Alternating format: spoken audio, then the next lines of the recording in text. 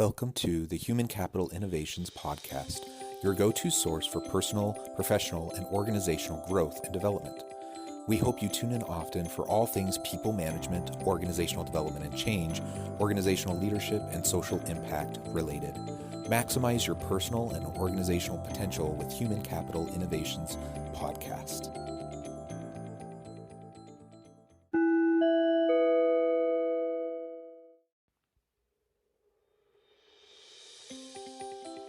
Welcome to the Human Capital Innovations Podcast.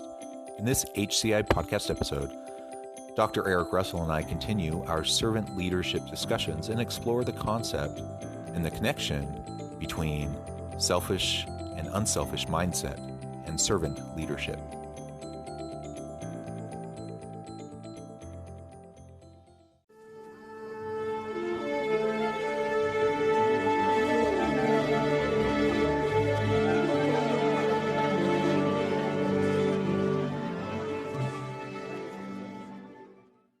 Dr. Eric Russell, welcome back to the Human Capital Innovations Podcast. Thanks. Good to be here. Yeah, it's great to be back with you, my friend. It's always fun to chat, and we always have good conversations even before we hit record and get rolling. Just catching up with you after the holidays, and now we're into the new semester at the university, and just getting a chance to catch up has been a lot of fun. Yeah, it has. It's good to see you. Today, we're going to continue our servant leadership conversation series. And I thought today would be fun to talk about unselfish mindset and the connection with servant leadership.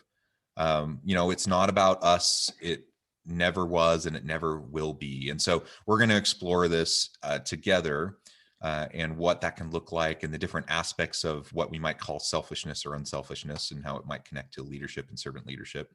Before we get started, I do need to do at least a little bit of an introduction. Dr. Russell has joined me now on maybe a dozen or more of these servant leadership conversations. We might even be up to like 15 or so. And I would invite listeners to go back onto the Human Capital Innovations website to the podcast tab, and you can see all the episodes either in order as they've come out or by topic. And one of the areas is all of our servant leadership conversations. And so you can go back to the back catalog and check all of those out. Dr. Russell has joined me on a number of these, and he is an HCI research associate and an associate professor of emergency services at Utah Valley University, with extensive experience in emergency services, fire services, and doing consulting work around the globe. So it's a real pleasure, Eric, to have you back. And we've known each other for a really long time, and are good friends. So it's always fun to have these conversations with you. Yeah, looking forward to this. So, Eric, I know that you've done a lot of thinking and writing along the lines of the selfish, unselfish kind of dichotomy, and the different forms that it might take in our work life, and how that might connect with servant leadership. Would you mind giving us just a quick overview of your initial thinking along the lines of the role of unselfish mindset in servant leadership, and then we can go from there? Sure, absolutely. One of the faults of servant leadership literature is it left this huge gap of what's in it for me. And in 2014, I just had this epiphany, and it was based on Rand's book, The Virtue of Selfishness. And if I had the ability to go back, I would have told her that was the worst thing she could have made the title, because the book should have been The Virtue of Rational Selfishness, because there is a universal difference between irrational selfishness and rational selfishness. But that thought kept going with me through my work in servant leadership. And then finally I sat down and I came up with this theoretical concept that was published in Servant Leadership Theory and Practice, known as the Servant Leadership Cycle of Benefit. And what it is the cycle of benefit exists in servant leadership, and it's a constant cycle. It never goes away, because there is always this tangible and intangible benefit to the servant leader through their service to the follower. And it could be something as simple as what Adam Smith said, which is you find happiness in the success of others. Um, Selling servant leadership is very difficult in the corporate world because of the high speed, low drag, winner takes all mentality that has to exist in order to be a successful for-profit company, and the same in very alpha professions of military and fire and police and things like that. But when you show them that when you serve the needs of others, that in fact serves you, servant leadership starts to make sense. Instead of what the literature has done ever since, and Greenleaf never intended people to interpret servant leadership that way, and he put it out to the universe, hoping that people would have been able to take it and say, hey, listen, these are the benefits that exist of being a servant leader. And nobody did. And so from the cycle of benefit, that kind of took off. I got some feedback on that after it was published. But then we ran research with C-suite level executives. I think we had 10 of them in that study from all different for-profit, very successful industries. And what we found is there was, when we asked them about what happens when you meet the needs of your followers, what happens when you have trust of your followers, and we never pushed servant leadership. We never even brought it up. We just used a lot of the characteristics of constructs. And what came back was huge.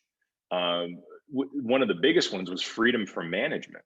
Like that was massive, that these people who are very successful realize that when you meet the needs of others, your people grow. That frees you as an individual from that day-to-day grind of having to manage them, because they're now free. They can now self-actualize. They can now grow and be creative and innovative. And that was one of the major findings that came out of that study. There was a few of them, but that was one of them. But that's really what it's about, is too much servant leadership is wrapped up in religiosity, and it doesn't do the philosophy any favors, because the truth is being a servant leader is a rational, selfish decision to be selfless to others so you yourself can benefit. And that benefit comes to you even unconsciously. There are people that don't even think about that, but their happiness, money, legitimate power, the gifting of the ability to persuade, all comes from the fact that you serve others and others then gift those things to you. Yeah, thank you for that overview and going into a little bit of the research that you've done. I know you've done a lot of work in this area, both on the academic side and in terms of speaking and consulting, and writing, even for more practitioner-oriented audiences. And it's an interesting thing, because as I was preparing for today, trying to decide on which topic to focus on, and trying to consider this particular topic, like the different angles we could take with it. And I had the same thought. Like on the one hand, I love the idea of pure altruism. I love the idea of it. I don't know what it is about my upbringing, about the values, that were ingrained in me at a young age, but I love this idea of just a completely selfless individual willing to lay themselves on the line for the people around them with no thought to themselves. And part of that comes back to, religious and spiritual teachings and upbringing.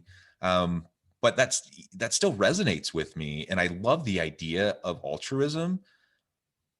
But like, how do you actually put that, like operationalize altruism in the real world, and especially within an organization, when you're leading in a corporation, like you said, with these high stakes? You need to have outcomes and measure your KPIs, and you need to make sure that you're meeting all your benchmarks. And how do you convince people in that kind of an environment to be altruistic, like in kind of the truest sense of how most people probably think of the word? And it becomes really problematic for a number of reasons. Um, and, and one of the biggest issues I've seen in my own personal life is I see myself as one, I like want to embrace that. I want to be altruistic. I want to put the needs of others before myself. But you know what? When you do that consistently, you tend to burn out. Like you don't practice self-care. I've felt this way many times in the past. Like I just felt selfish for like taking care of myself, like selfish for getting enough sleep, selfish Mm, for getting exercise, because that's time that I'm spending instead of helping my kids or instead of helping my wife or whatever. And so that's a personal flaw of mine. Like it's an ongoing wrestle that I have even today as I try to figure out and balance and practice self-care and, you know, prioritize my own physical and mental health. And so that rub, you know, and talking about unselfishness, which sometimes I equate with kind of this altruistic motive and doing things versus this rational selfishness, which doesn't mean you're just this ego driven hedonist, but no. it means, you know, that the reality is there will be mutual reciprocal benefit, right? That it's just Hmm. natural. It's the way it works, that you will get something back from the way you lead and serve other people. Hmm. So that's something I try to wrap my mind around, that I try to balance and deal with that tension. Any thoughts about that as you hear me babble on? Oh, you're not battling. You're actually hitting on you're hitting on something that a lot of people who come into servant leadership, and they're like, well, how do I be more altruistic? And I'm like, you can't. The truth is there is almost, and I don't know how else to say it, altruism outside of the existence between you and somebody else. So there's altruism between you and your wife. There just is. In order to have a healthy relationship between two people, be it co-workers, followers, that and the altruism only exists in the moment of I am giving 100% of myself to you and you're giving 100% of yourself to me in this moment, right? But altruism being used outside of those is a huge mistake. It's actually benevolence. Is people just want to feel like they're doing good. And so we throw the word altruism out there. But let me tell you something. There isn't a single person, not one single person in the United States or around the globe that we put on pedestals that are famous and rich and successful that were altruistic. Nobody. Nobody. Mother Teresa wasn't altruistic. She derived joy. And so the entire philosophy of altruism and the definition of itself, it just doesn't exist because essentially there's always some type of a benefit. There is always some, and if there is always some type of a benefit, and let's talk about the religious aspect of it, right? Because a lot of people of religion come to servant leadership philosophy, and then they try to put a lot of times they try to put a Christian spin on it. Is they want to see it as this sacrifice thing. You know, there is no greater sacrifice than a man who lays down his life for another. But if you're religious, you believe on the other side that there is glory in that sacrifice. So even in your faith, you believe that there is glory on the other side. And so even if you believe that, even that sacrifice itself isn't altruistic because whatever exists on the other side and nobody knows, if you believe that to your core, you believe that you're going to live in glory. And so therefore the whole entire concept of altruism starts to unravel. But then people start to have problems with this. We see this in a lot of parents who feel that they have to sacrifice for their children and they can't take 20 minutes to go swing a kettlebell or or do some mindfulness. You're no good to your kids if you're unhealthy. You're no good to your kids if you're depressed and you're anxious and you feel like everything's crumbling around you, but for some reason you're just going to be the male praying mantis and sacrifice for the species. that's cultural. That's actually culture that has been injected into the minds of people. And that's where you're at as far as your religion, how you get pulled. It's like, I feel guilty that I go exercise and I go work out. And I say to myself, I come from a career field that if you didn't work out, I'm pissed at you. Like, if you were Joe Bag of Donuts and you're coming to my organization to work with me, it's like, no, because the fact that you are not being good to yourself and taking care of yourself means that you can't take care of other people, and I can't rely on you because you got 35 pounds of chewed bubble gum for a butt. I need you to actually be in your top physical condition to do that. And so I would argue that personal responsibility is the greatest form of humility, because you're saying that I'm going to take care of all of this stuff so nobody else has to, and then I can enter the fold ready and capable. Does that make sense?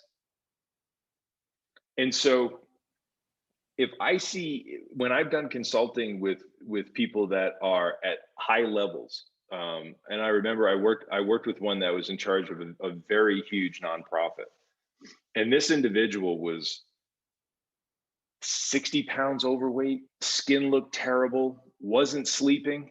And then it was telling me all of these problems with the organization, was telling me all of these problems with the people. I think I've talked about this before.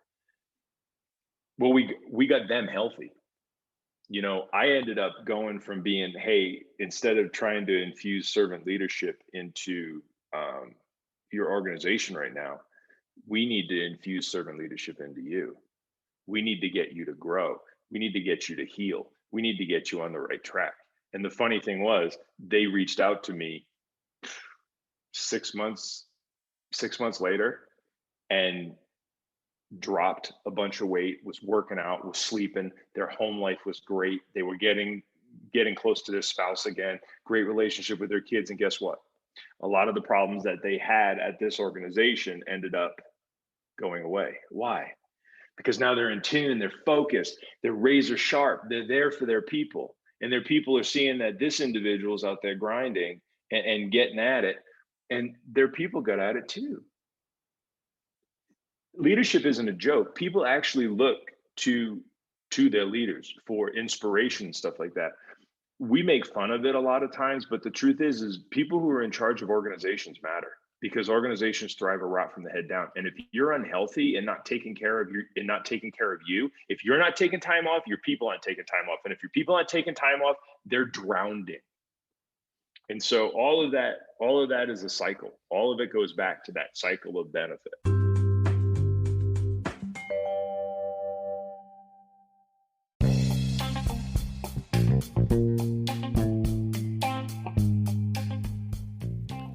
I'm excited to announce the publication of my new book from HCI Press, The Alchemy of Truly Remarkable Leadership: Ordinary, Everyday Actions That Produce Extraordinary Results.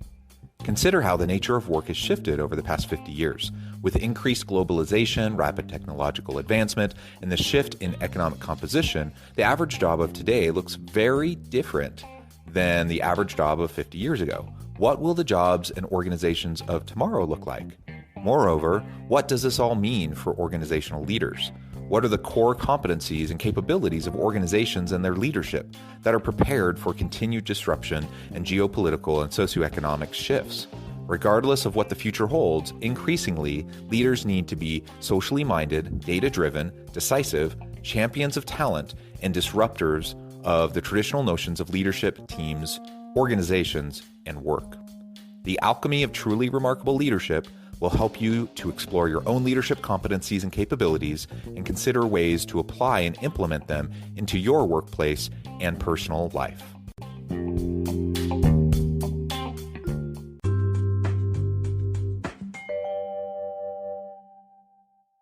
Yeah, and you're absolutely right. There's a lot of research on this. For example, specifically with taking vacation time, paid time off, it's extremely clear. It doesn't really matter how many days the organization gives to their people or what the policy says.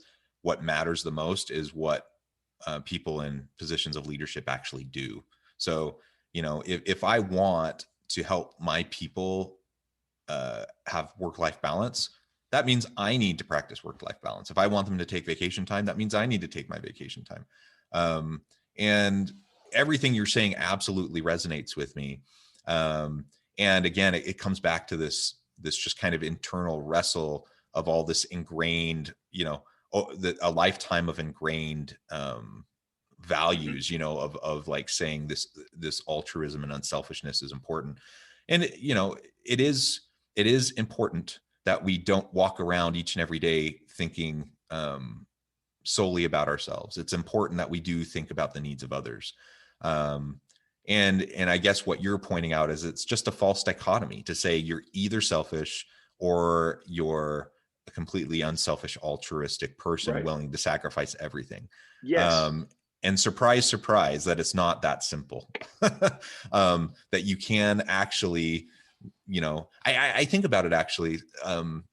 Years ago, I was probably in my late 20s, and I was in my doctoral program. I was stressed. I was putting on a little bit of weight, and and diabetes runs in my family. And so I remember at the time, I didn't personally really care at the time. I was stress eating, and so I didn't really care about it. I just figured it's how I was coping, and I probably would have just kept going down that path. But my wife expressed some concern, and what got me to shift some habits and to change the way I was eating and to get a little exercise, um, was my care for my family, for my wife. Like, I wanted to make sure that I was there and healthy for her, and that I didn't like slip into, um, becoming diabetic because of some horrible habits. And selfishly, that wasn't something I was ever going to even do because I just didn't care. But because I cared about my family and because I cared about being there for them, then that helped me do some of the things that I needed to do to make sure that I was taking care of myself. And so that's just one example, right? Like it's all interconnected. And ultimately, when I think about organizations with really great leaders, uh, those leaders do show selflessness. They do show an orientation and focus on the development of their people. Um, they don't, they're not all about themselves. They're not walking around, with their ego on their sleeve, just trying to get attention from everyone. That's not what good leaders are about.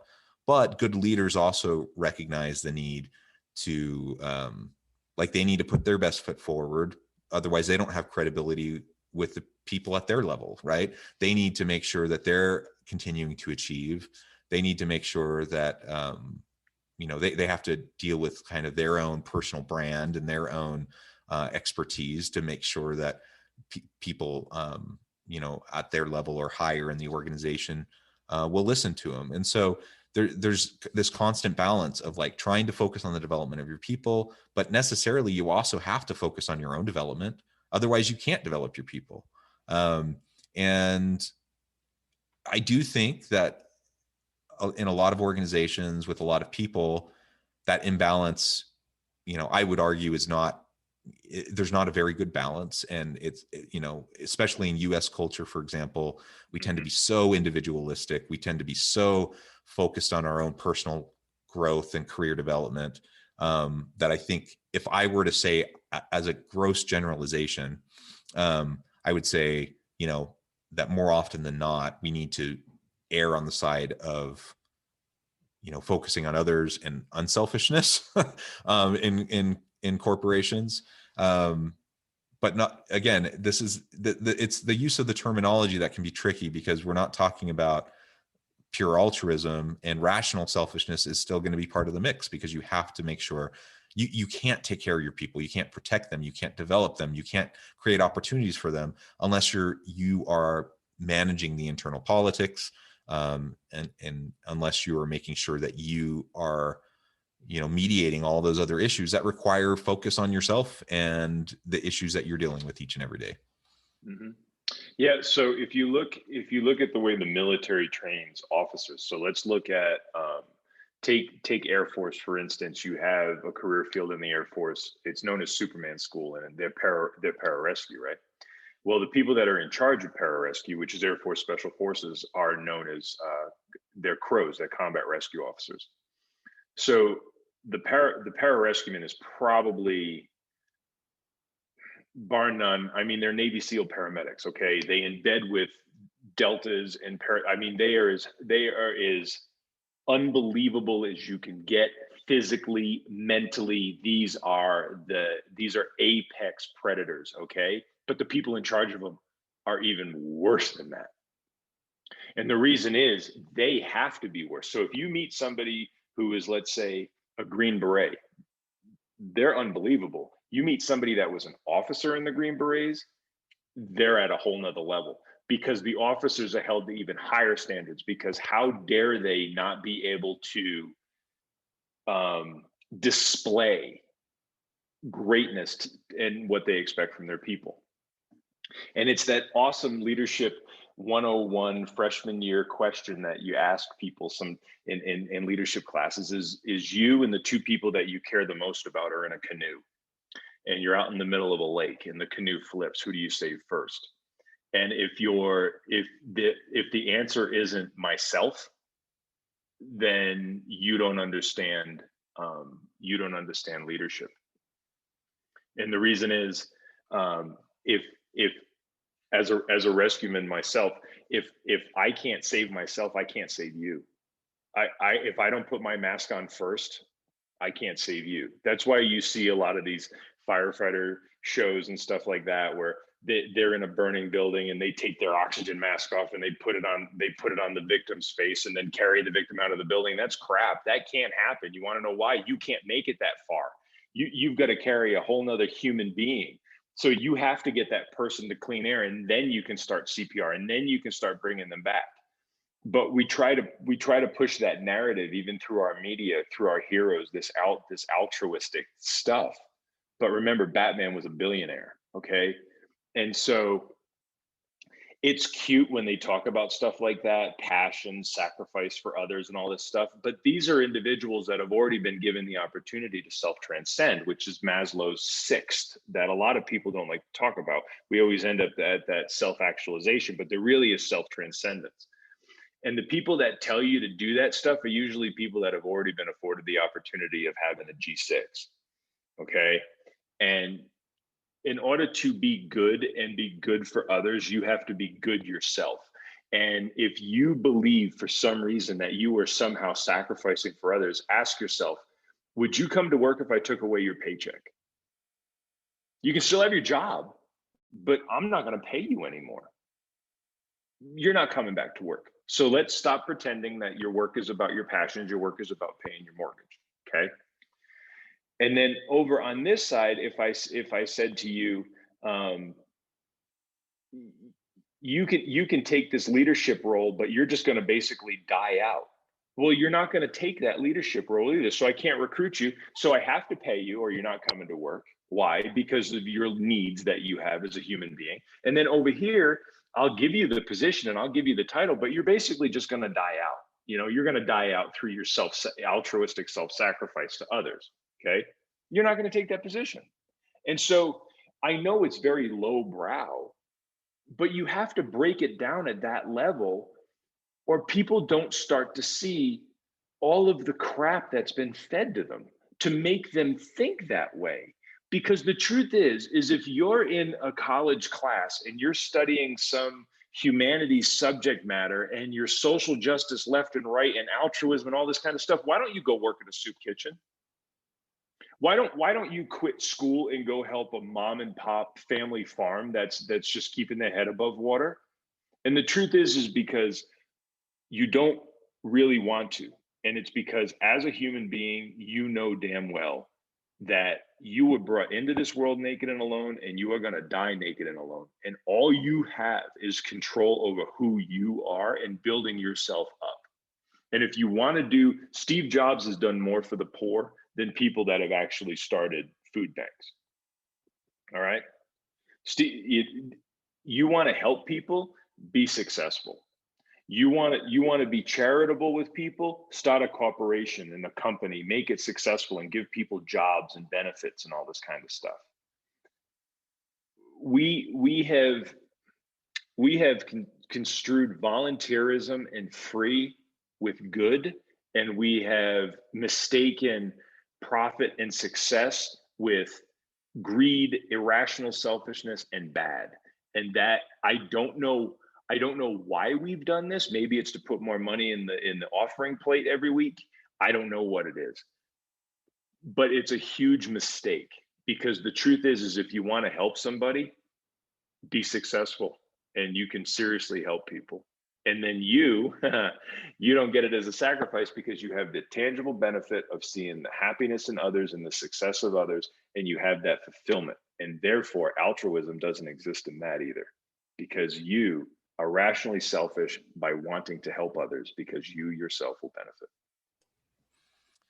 So, as we have just a few more minutes, let's think for a moment about like how can the average day-to-day leader in an organization run with this idea of having a level of unselfishness, in that you're focusing on your people, you're trying to develop your people, but also recognizing the need to practice self-care, the need to put forth sustainable effort, where you don't burn yourself out, putting forth the effort that will allow you to successfully navigate your own career. Because if you're a martyr, it doesn't actually help anyone who reports up to you, right?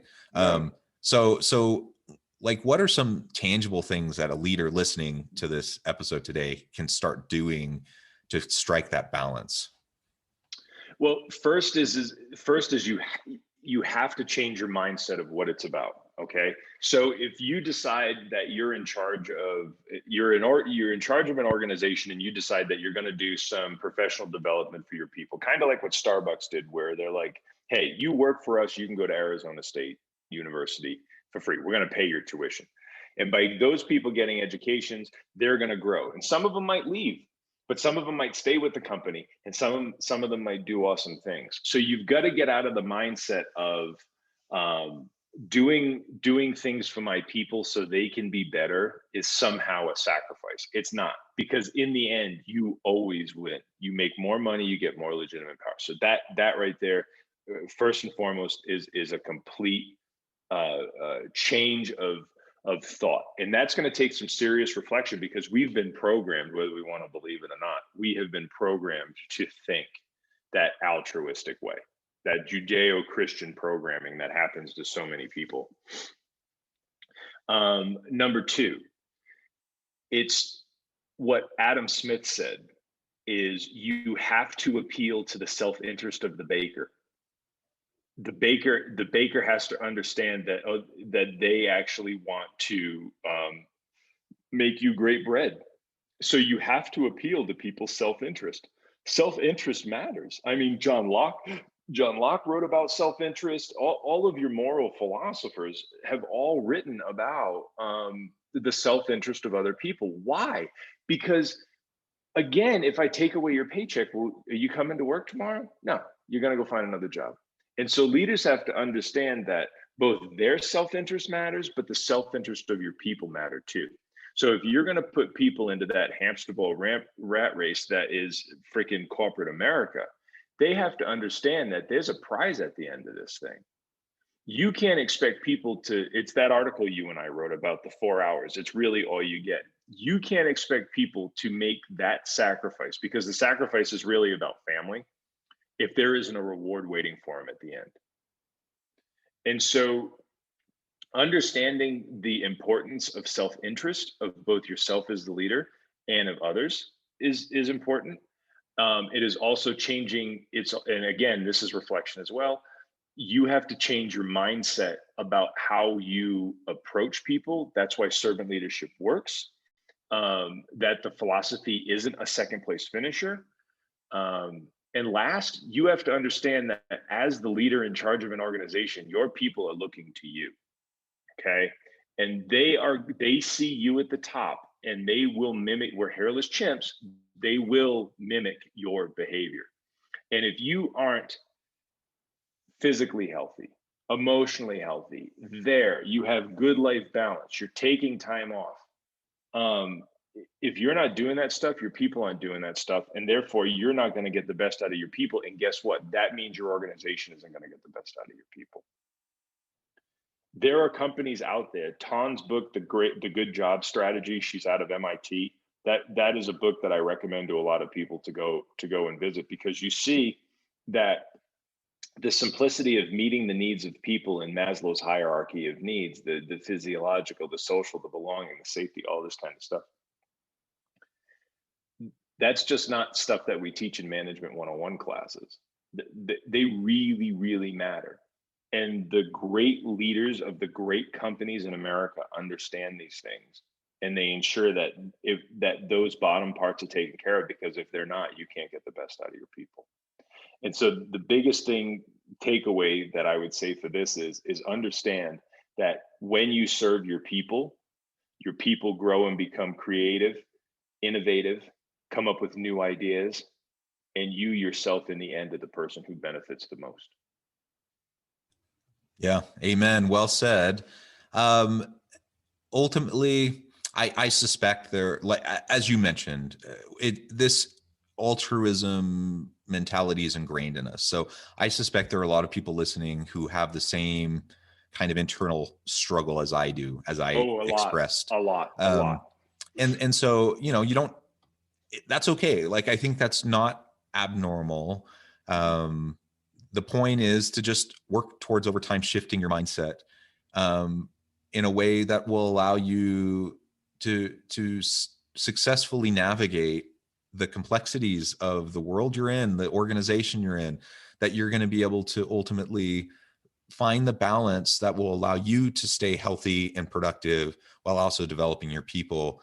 And like you've mentioned several times today, Eric, though it's a reciprocal process, right? The more aligned you are, the greater your ability to help and support and mentor and coach and develop your people so that they can be more aligned and more productive, which then in turn helps you look better in your job, which allows you to get more resources, which will allow you to reinvest in your people. Like, it's just an ongoing cycle.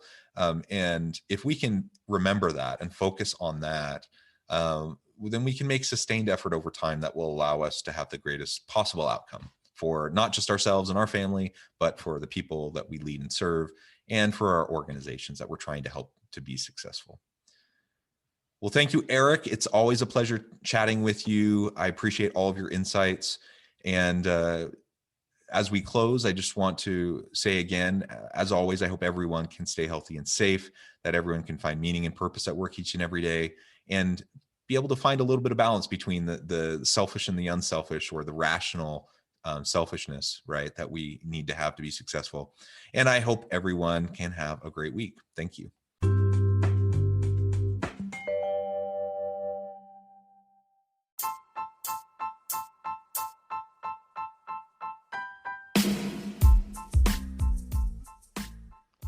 We are excited about the launch of HCI's new magazine, Human Capital Leadership. Human Capital Leadership is a free, interactive e-magazine designed to help individuals, leaders, and organizations find innovative approaches to maximize their human capital potential. We will be publishing issues quarterly in August, November, February, and May. Check out the first issue and let us know what you think.